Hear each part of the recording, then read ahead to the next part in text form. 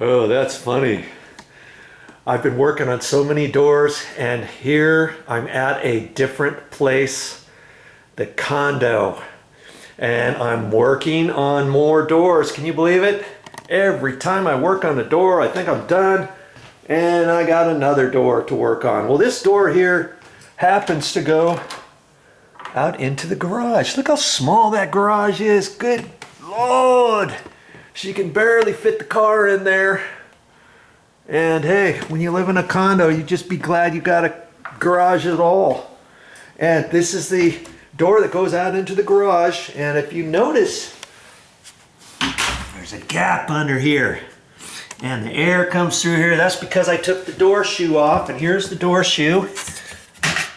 And why did I take that off? Well, initially I was going to paint this door. And when I took the door shoe off, it didn't have this rubber gasket on there. And I was like, I wonder why they didn't have the rubber gasket. And my guess was that the door was rubbing and was sagging. And I look at this door and I can tell something's been going on. See how big the gap is here? Now here, look here at the bottom. There's hardly any gap there. And that's about the size of the gap that you want. About like that. See how it gets bigger here? Well, then it gets small there. That's because this has a little wonky bow to it. There's probably a shim right there, and that's not perfectly straight. Look how big the gap is here. Okay, so that tells me over time, this condo is about 15 years old. Over time, this door has sagged down. And because it's a door that goes outside, and there's a threshold here, see? Here's a nice raised threshold, and they got that. And then they put this door shoe on there. And once the door sagged, guess what? It was hard for them to close the door.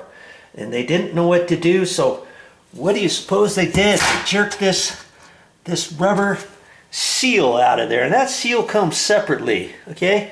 They pulled that out. Oh, they were able to close the door. Mighty nice. But yet they let all the air in. Here we are in the winter. I was going to leave this off, and I just had this over there. It's just a towel.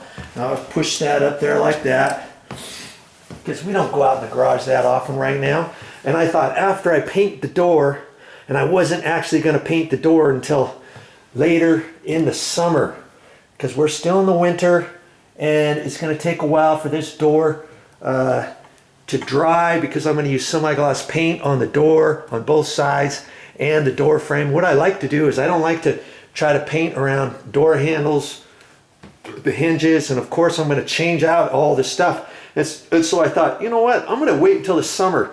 That way I can take this off, I can paint it, I can let it set in the garage for a couple days. Maybe when Momi's off gallivanting around somewhere and she's gone for 3 or 4 days, I'll do that. And then I can let it cure before I put the hinges back on. New hinges, new doorknob, new deadbolt, all that kind of stuff. Okay, so I was going to leave this. But nope. The powers on high say that the threshold needs to get, the door shoe needs to get reinstalled. I drove around to the Home Depot and to Lowe's, and do you know they used to sell these separately? And I could not find a one at either store. And I don't know if they were sold out or if they just stopped carrying them. But sometimes you have to improvise. So I went to this. When I was at the store, I found this. Okay, and that came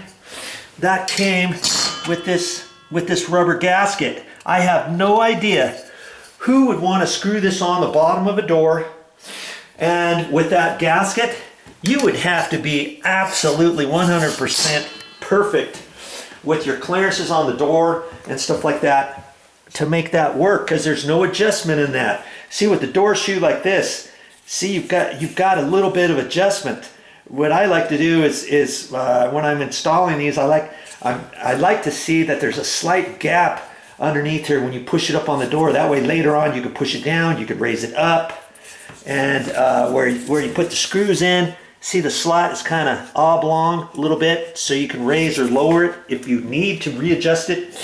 But I had this thing pushed up tight, and I put this little gasket on here, and it wasn't closing all the way. I had it 7/8 of the way closed, and I could not force that thing closed.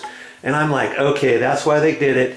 And you know, the gap is kind of close. It's not that close, but if I raise this door up, if I raise that up, it's going to raise the bottom up, right?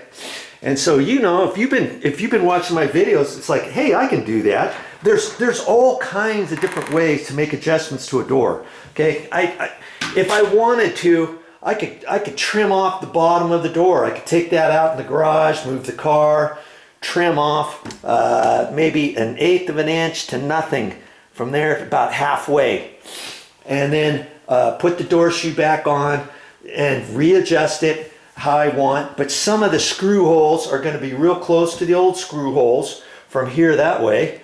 And I thought, you know, I don't really want to do that. And besides, it is slightly sagging, so I want to take the time and effort and make this door go up the best I can, because I've got a gap there. I know this door edge could be moved that way slightly, right? And if I move that door slightly that way, it's like here, and I move over here, the left-hand side is going to automatically raise up. And I've got plenty of gap up here. In fact, I got just a hair too much gap on this side as opposed to this side. And that tells me the door is sagging a little bit. And if I can raise that up just a little, I think by pushing that up tight to the bottom of the door like I had before, I think I can get it just about perfect. Okay, and let's just talk about this little shoe, this door shoe, real quick. When I put these on, I try to allow for the gap, the clearance of the door. You see how I've got the rubber extended over the edge of the metal? That's because when the door closes, when this door closes, I've still got a gap there, right? I still got a gap there. Well, then you can have the weather stripping on the bottom of that extend over just a hair. That takes up that slight little gap. And so then I put it on there. And when you put those on, lots of times they slide around. And I used to put them on there and then hold my breath and hope that it didn't hit the door jamb and move over and stuff. Well, I just thought, phooey on that. I just crimp the little edges down. And right in there, I don't know if you can see, but I kind of pushed that down and kind of squeezed that down. All I did was take my my electrical cutters and put it on there at an angle and just squeezed down on it just a little, flipped it around, squeezed on it just a little, and then this can't slide back and forth and come out. And see, I've done it. You see there? I think you can see how I've already kind of pushed those down. I've already cut this to length and everything. And so I got that all set. And like I say, if you've watched any of my videos before, you'll know how I fix a sagging door. And of course, I've got all my screws here. Here I've got my sheetrock drywall coarse thread. These happen to be 3-inch, and then I got 1.25 inches, 2.5 inch, 1.25 inches. What would I possibly use those for? Well, usually I use 2.5 for interior doors, but see, this is an exterior door, and so this frame is thicker. It's way thicker here, and it's slightly thicker over here than an interior door, because the interior door is the same thickness of this all the way. See, the interior door is 3/4 all the way across, and then this door stop is just a piece of trim nailed onto this. And this is still 3/4, this is still 3/4, one whole piece. Well, see, this is notched. This is a whole piece from here to there, but it's notched, and it's got a dado little notch in there to allow for the weather stripping and stuff. And this side is maybe 3/4 to 7/8 thick, and this side is 1.25 to 1 3/8, 1.5 thick.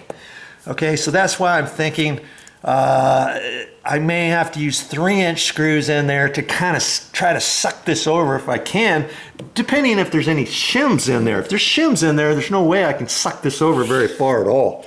Okay, so I know that more likely I'll try 3-inch screws or 2.5s, and see, I've got a gap here. This is the middle. This is the middle hinge. Okay, here's the middle hinge right there. And so I know I can push that over, and that'll help push the door up. See the gap there? So I can do my trick up here with the screws, my trick right here with the screws, and hopefully get this door pushed back up just enough to get the door shoe on there without having to cut the bottom of the door off. And after I do these two, after I do this hinge and this hinge, I may have to loosen up that hinge. Because see, look, it's really touching right there, isn't it?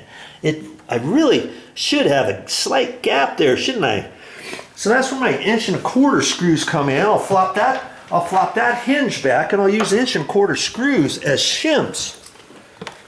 I'll take this off, and I'll put a screw right about there, and one down about there, and I'll let the head stick out just slightly from the back side of the wood after I flop this hinge back, and then I can use those 2 screws as a shim. Do you see what I mean? That way it's going to throw that hinge out at a slight angle. That's going to move the bottom of the door over. And when the bottom of the door gets moved over, guess what? A magical thing happens. You move that door over, of course it raises this side up. If you got a box and you move this side out, the whole thing, the whole box has to move. That side has to move up, that side's moving up, this side's moving that way. You take a box and you just twist it a little bit and it goes up. Do you see what I'm saying? And so I may have to do that. In fact, I may want to work on that hinge. Well, I'm going to work on that one probably first or second. And then I'll work on that one, and then I'll work on the middle one. And see, because this is an exterior door, because it goes out into the garage, we've got spring-loaded self-closing hinges. Here's one at the top. You can tell it's different than a regular hinge, okay? And usually they only put this on the door that goes from your house, your condo, to your garage. Or if you're in the garage and if you have a door that goes outside. No, that does not have self-closing hinges. The only one usually in a house is the one going between the garage and the house, okay? Just like this, okay? And you can tell that's a self-closing. I've already taken the little pins out before, okay? So there's no spring-loaded pressure on those right now. I've already taken those out of there. And to do that, you see that little hole there? That's actually for an Allen wrench, and then you just, it's like a spring-loaded deal. You just turn it a little bit, take the pin out, and then you move this over, put the pin back in, so you can take the Allen wrench out, and then do it again, and do it again, do it again, and pretty soon you let off all the pressure. You see what I mean? And so I'm gonna do all that in order to fix this, to get that adjusted properly on there, and that's how I'm going to do that. And you know, these doors take a little bit of time and effort because you've got lots of things going involved. You've got the door shoe, you've got the weather stripping that needs to be adjusted properly so you don't allow the air in. You've got self-closing hinges, you've got a deadbolt, you've got a regular handle on there. Everything's got to be adjusted properly in order for this thing to work. And you see this door? It's a heavy solid core door. Usually it's 1.75 inches thick instead of 1 3/8. Most of your interior doors are 1 3/8 hollow core doors. This one's 1 3/4, and it's a solid core door, meaning it's heavy, meaning that's why this door always sag. Always. This is 15 years old, it's sagging. And they have to make them solid core door because this is a 20-minute rated door. You look on the edge of the door or the top of the door, usually it'll have a label. Something like this stapled on there. This one happens to say 20-minute rating. Okay, it's a listed fire door, it says. Listed fire door. Okay, right there. And generally, if you don't see that tag on the side of the door, it'll either be on the side, sometimes they nail it up here on the top, and then generally on your door frame will actually be listed. You'll usually see something on the side. Now this one happens to be up on the top. See, it's a metal plate. See there, listed fire door frame, 20-minute rating. Listed fire door frame with hose stream, 20-minute rated. Okay, so this door is a 20-minute rated frame and a 20-minute rated door. That's why it's a solid core door. That's why you've got weather stripping on here. Usually this is supposed to be rated smoke seal. Then you've got to have self-closing hinges on there, at least a couple of them to get this door to close. So that's why we've got all this stuff going on, and we've got the weather stripping and the door shoe at the bottom. Okay, so I'm not going to show you every single little thing I'm going to do. I've kind of explained to you what's going on, and I think one way or another, I know I've got to work on that one. I think I'm going to work on that first. You see, I'm just going to flop that out, and I'm going to put a couple screws in there. That's why I've got my 1.25 inch drywall screws in there. So I'll do that first, and I'll show you kind of what that looks like. I used to not use screws. I used to undo the screws and kind of pry it back with a screwdriver, and then I would take some metal shims. And try to fish them behind this and kind of poke them in there to get this wedged out. And it's a big pain in the rear to try to do that without messing up your door casing and all that kind of stuff. And I thought, wait a minute, why am I doing that? Why not just use some screws? And I could put the screws in there and screw them in further or unscrew them, and there's my hinge or my shims for the door hinge. Do you see what I'm saying? All right, so I'm going to work on that now. You know what? Change of plan slightly. I'm not going to do that bottom one just yet. I think I'm going to do that one last, because if I shim that out to this, then I may have to mess with shimming that back and forth after I readjust these two. You see what I mean? I want to suck those over the best I can that way first, before I work on that. So I'm going to work on that top one first. Yeah, that's what I'm going to do. And because this is a solid core door, and because it's only has 3 hinges, usually 6'8" tall doors have 3 hinges, 8-foot doors have 4 hinges, I'm going to take a putty knife. I'm going to take my putty knife and my cat's paw. Okay, this here. In fact, I might take a thicker putty knife. I got a thicker one.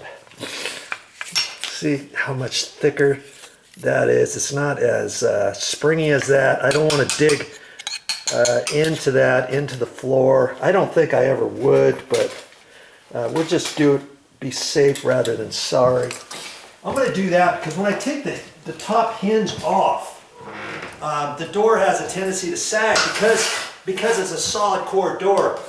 And I don't want to just jam this under there, obviously, on the finished floor. So I'm going to put a putty knife under there, right? And then I'm going to push that in as it's sliding along the putty knife. And that's just going to help hold the door. So when I take off that top hinge, hopefully the door's not going to flex too far and stuff. That's my helper. If I had somebody helping me, I would have them hold the door. But hey, I'm trying to show you how to do things on your own, okay? So now I'll be able to loosen up that top hinge. And see, when I was working on all these other interior doors before I took them off to paint and all that, I adjusted all of these, and I think, you know, I was planning on painting this door, but I just ran out of time, and I wanted to leave this door closed. And I left the other doors here in the garage, and because it's in midwinter, I decided that I'm going to paint this in the summer. Well, I've remembered now, I already I already drilled the holes and put the screws in. See, I put one here and there. Pre-drilled a hole first to drill all the way into the 2x4, 2x6 behind here of the wall. And then I put some long screws in there and sucked that tight. I'm not sure if I put 2.5-inch screws in there or 3-inch. I'm pretty sure I got that tight, and I don't know if I can move that any further. I'm gonna just check here real quick and see. And that's why I like the drill that has the ratcheted impact drill, because you can get things so much tighter than a regular. So I'm going to take one of these screws out.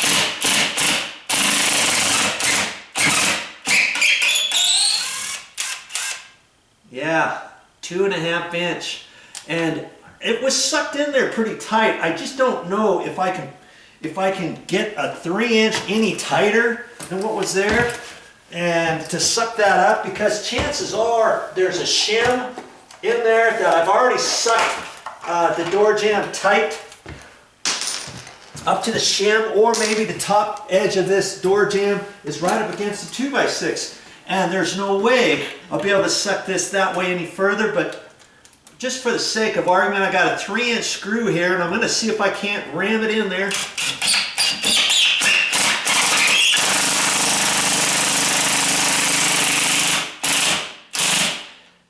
Wow, it looked like it did go.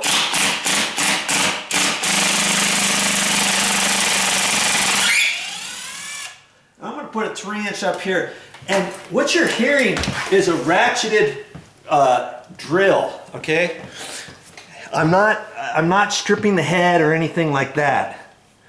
Okay, so I'm gonna get another 3-inch screw and put another one in there, and see if I can't drive that in.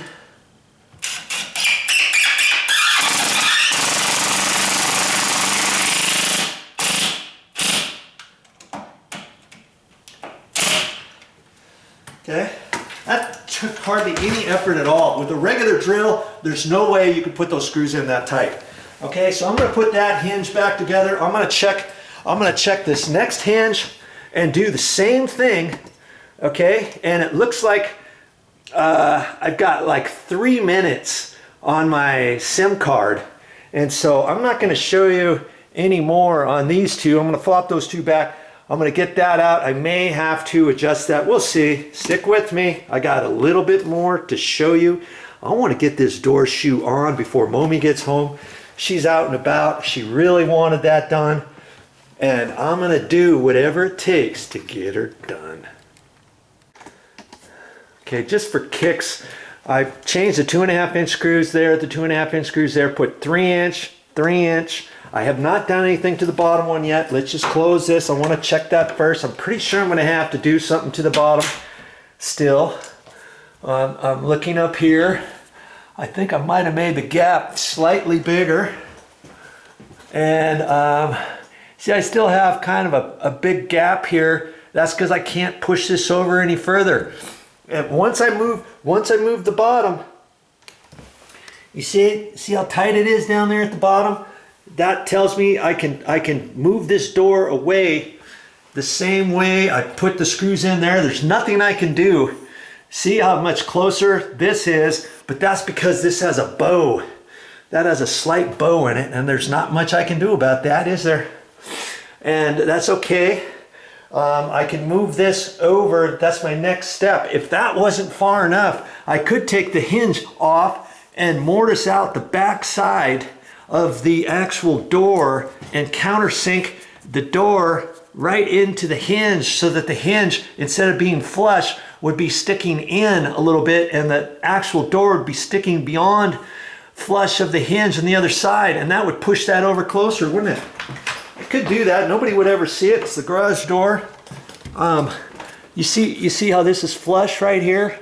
Well, you would inset that about 1/16 of an inch. You could, and then that would help fix the sag too. We're not going to do that. I'm going to put I'm gonna put my little shims back in there because that's still gonna help me with that. I'm gonna pull that out, and it looks like I'm gonna put those 1¼ inch sheetrock screws in there. I'm gonna let this head stick out just a little, and then screw that back, screw the hinge back in there, get that hinge to be tilted, check it. I may have to adjust it back and forth a couple different times, you know, but that's my next step. Now real quick, just before I get ready to pull that off, when I put those 1¼ inch screws in there, I could just screw them in, but I don't like doing that. I don't want to split the jamb or anything. Chances are I wouldn't, because this is an exterior jamb. And if this was an interior jamb, of course I would pre-drill before I put screws in. Okay, because you don't want to split anything off. That's why I got my other drill here, the drill bits, and I'm all set to go. I'll see you in a minute. You see what I mean? I'm going to use those 2 screws, and I'm going to screw it in or unscrew it a little bit